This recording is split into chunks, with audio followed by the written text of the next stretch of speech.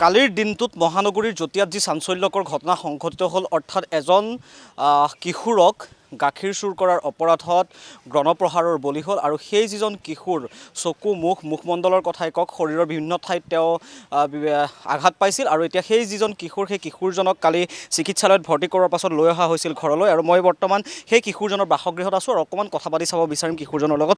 তুমি কিয় কালি এই ঘটনাটো সংঘটিত কৰিব লগা হৈছিল? অৰ্থাৎ তুমি গাখীৰ চুৰ কৰা অপৰাধতে তোমাক মাৰধৰ কৰিলে নেকি? গাখীৰ চুৰ কৰা অপৰাধত মাৰধৰ কৰিলে? গাখীৰ চুৰ কৰোঁতে মাৰ পৰিছে। আমি লগৰকেইটা আমি পইচা লগা হৈ আছিল অলপমান। পইচা লগা হোৱাৰ কাৰণে আমি এটা বস্তু দেখা পাই গ'লোঁ তাতে। কি দেখা পালা? গাখীৰটো দেখা পাই গ'লোঁ। কিমান পইচা প্ৰয়োজন হৈছিলে? বেছি নহয় আৰু 500-600 লাগিছিল আমাক। কিহৰ কাৰণে? আমি দিনটো আমি হোটেলে খাওঁ লগৰকেইটাই মিলি জুলি। তেতিয়া আমাক পইচা লগা হৈ আছিলে, সেইটো কাৰণে আমি গৈছিলোঁ। যাই কিনে আমি নাজানো আমি ধৰা পৰিম বুলি। সিপিনেদি একজন আহিলে, ইপিনেদি একজন আহিলে, ধৰিলে। ধৰি কেনে চুচৰাই লৈ গ'লে। লৈ যাই কেনে আৰু বান্ধি কেনে ডাইৰেক্ট কোবালে, লাঠি চাঠি ভাঙি দিলে। কোবাই আৰু এজন আহিলে, সেইটোতো আহি কেনে চাবিয়ে সোমাই দিছে আৰু চকুৰ মুখে চাবিয়ে সোমাই দিছে। আৰু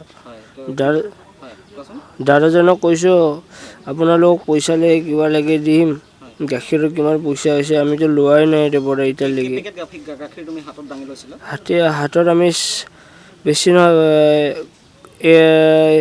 12 পেকেট দাঙি লৈছিলোঁ। লগৰ এজন আছিলে, সি পলালে।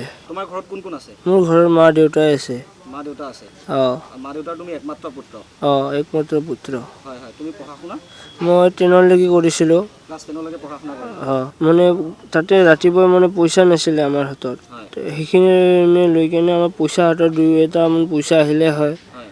সেই পইচাটোৰ কাৰণে আমি মাৰ খাই গ'লোঁ তাতে। দোকানখনত তুমি যেতিয়া ৰাতিপুৱা ভাগত গৈছিলা, তেতিয়া কোন আছিলে? মানুহ কোন আছিলে তেতিয়া? মানুহ কোনো নাছিলে তেতিয়া। কোনো নাছিলে? গাখীৰৰ পেকেটকেইটা বাহিৰত ৰখোৱা হৈছিল? তুমি বাহিৰৰ পৰাই দাঙি লৈছিলা? বাহিৰৰ পৰাই দাঙি লৈছিলোঁ। তাৰপিছত তেতিয়া সেই যি দুজন ব্যক্তিয়ে তোমাক এনেদৰে মাৰধৰ কৰিলে, এজনে তোমাৰ মূৰৰ ওপৰত উঠি পেলাই গচকি দিয়া দেখিবলৈ পোৱা গ'ল, বাইকৰ চাবি লৈ পেলাই তোমাৰ মুখত সানি দিয়া দেখিবলৈ পোৱা গ'ল। সেই ব্যক্তিজনক তুমি আগৰ পৰাই চিনি পোৱা নে কালিৰ দিনটোতে দেখিছা? কালিৰ দিনটোতে দেখিছোঁ মই। কালিৰ দিনটোতে দেখিছা? গাখীৰটো লৈ কেনে আমি গুচি যাম বুলি ভাবিছিলোঁ, তেতিয়া আহি ধৰিলে। এতিয়া তোমাৰ স্বাস্থ্যৰ অৱস্থাটো কেনেকুৱা? স্বাস্থ্যৰ অৱস্থাটো অলপমান বেয়া, দুৰ্বল হৈ গৈছোঁ। দুৰ্বল হৈ গৈছে? দুৰ্বল। আঘাত পাইছা? অকল মই মাথাত দুখ পাইছোঁ, চকুত দুখ পাইছোঁ, ভৰিত অকণমান বিষ আছিল। কালিতে অলপ ভাল পাইছোঁ বিষ খাই কেনে। তোমাৰ চকুতো বাইকৰ চাবি ভৰাই দিয়া হৈছিলে নেকি? চকুতো হৈছে। চকুতো হৈছে? বৰ্তমান চকুটোৰ অৱস্থা কেনেকুৱা? বাইকৰ চাবি নহয়, দোকানৰ চাবি ভৰাই দিছে। দোকানৰ চাবি ভৰাই দিছে? বৰ্তমান চকুটোৰ অৱস্থা কেনেকুৱা? চকুটোৰ অৱস্থা বেয়া হৈ আছে। এইখিনিয়ে হৈছে এই ভুক্তভোগী যুৱকজনৰ স্পষ্ট কথা। কালিৰ দিনটোত যিটো ঘটনা সংঘটিত হৈছিল, এটা অনুৰূপ ঘটনা। অৰ্থাৎ পইচাৰ অভাৱতে তেওঁ গৈ পেলাই সেই যিখন দোকান, সেই বিপণীখনৰ পৰা তেওঁ গাখীৰৰ পেকেট দাঙি লৈছিল। আৰু তেওঁৰ লগত এজন তেওঁৰ বন্ধু আছিল, কিন্তু বন্ধুজন সেই স্থানৰ পৰা পলাই দিয়াৰ সময়তে কিন্তু এই যিজন কিশোৰ, এই কিশোৰটিক ধৰিলে। আৰু কিশোৰটিক ধৰাৰ পাছতে বিপণীখনৰ যি স্বত্বাধিকাৰীৰ লগতে স্বত্বাধিকাৰীৰ কাষত থকা যিজন কালি ভাৰতীয় সেনা জোৱানৰ কথা ক'লোঁ, অৰ্থাৎ মূৰত টুপি পিন্ধি থকা যিজন সেনা জোৱান, সেই সেনা জোৱানজনে কেনেদৰে এটা হাতত চাবি লৈ পেলাই এই কিশোৰটিৰ মুখমণ্ডলত সানিছিলে, আমি সেই ভিডিঅ' ক্লিপটোত সেইখিনি বস্তু একেবাৰে স্পষ্ট হৈ আছিল। আৰু আজিৰ দিনটোত ইতিমধ্যে কিশোৰটিয়ে উল্লেখ কৰিছে তেওঁৰ স্বাস্থ্য অৱস্থা ইমান ভাল নহয়, অৰ্থাৎ তেওঁ দুৰ্বল হৈ পৰিছে। আৰু চকুটো তেওঁৰ বৰ্তমান সময়ত বেণ্ডেজ কৰি ৰখা হৈছে।